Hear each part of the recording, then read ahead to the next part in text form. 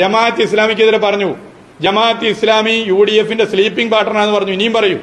Party സംസ്ഥാന secretary ഇന്നലെ പറഞ്ഞു, നിങ്ങളത് ചർച്ച നടത്തിയിട്ടുണ്ടോ, നിങ്ങൾ ചർച്ച ചെയ്യാൻ തയ്യാറായിട്ടുണ്ടോ? മന്ത്രിയാണെങ്കിലും ഇടതുപക്ഷ പ്രസ്ഥാനത്തിന്റെ അവസാന പ്രവർത്തകനായി നിൽക്കുന്ന സമയമാണെങ്കിലും ഞാൻ ശക്തമായിട്ട് പ്രതികരിക്കും. UDFന്റെ സ്ലീപ്പിംഗ് പാർട്ണറായി ജമാഅത്ത് ഇസ്ലാമി പ്രവർത്തിക്കുന്നു. നിങ്ങൾ എത്ര പേര് അത് ഗൗരവമായിട്ട് എടുത്തിട്ടുണ്ട്?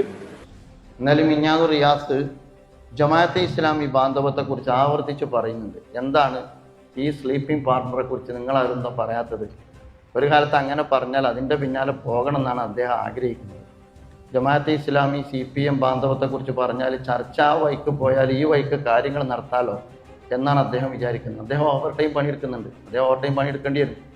കാരണം മറ്റുള്ളവർക്കില്ലാത്ത ബാധ്യത റിയാസിനുണ്ട്. അദ്ദേഹം പറഞ്ഞല്ലോ, ഞാൻ മന്ത്രി അല്ലെങ്കിലും അവസാനത്തെ പ്രവർത്തകനാണെങ്കിലും, അവസാനത്തെ പ്രവർത്തനമല്ല, പ്രവർത്തകൻ തന്നെ അല്ലാതെ ആയാലും അദ്ദേഹത്തിന് ഇതിൽ ഉത്തരവാദിത്വമുണ്ട്. അതുകൊണ്ടാണ് അദ്ദേഹം അങ്ങനെ പറയുന്നത്.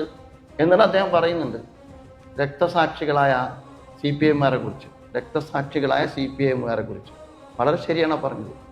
പക്ഷെ ആ ക്ലാസ് എടുക്കേണ്ടത് എവിടെ?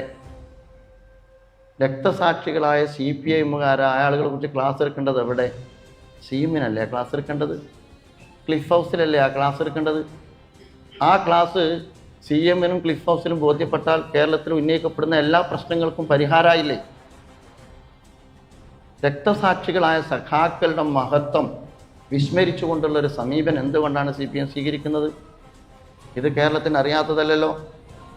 CPM ശക്തമായ വർഗീയ വിരുദ്ധ, ഫാസിസ്റ്റ് വിരുദ്ധ സമീപനം സ്വീകരിച്ച കാലം ഉണ്ടായിട്ടുണ്ട്. ജമാഅത്തെ ഇസ്ലാമി CPMവുമായിട്ട് സ്ലീപ്പിംഗ് പാർട്ണറായ ഒരു കാലഘട്ടം ഉണ്ടായിട്ടുണ്ട്. ആ കാലഘട്ടം എന്ന് പറയുന്നത് രാഷ്ട്രീയപരമായ കാരണങ്ങളാലാണ്. ആ രാഷ്ട്രീയപരമായ കാരണം എന്ന് പറയുന്നത് സംഘപരിവാർ വിരുദ്ധ സമീപനം സ്വീകരിച്ച കാലാണ്.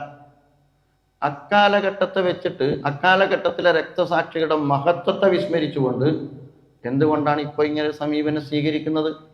ജമാഅത്തെ ഇസ്ലാമിക്കാണോ റിയാസ് ക്ലാസ് എടുക്കേണ്ടത്?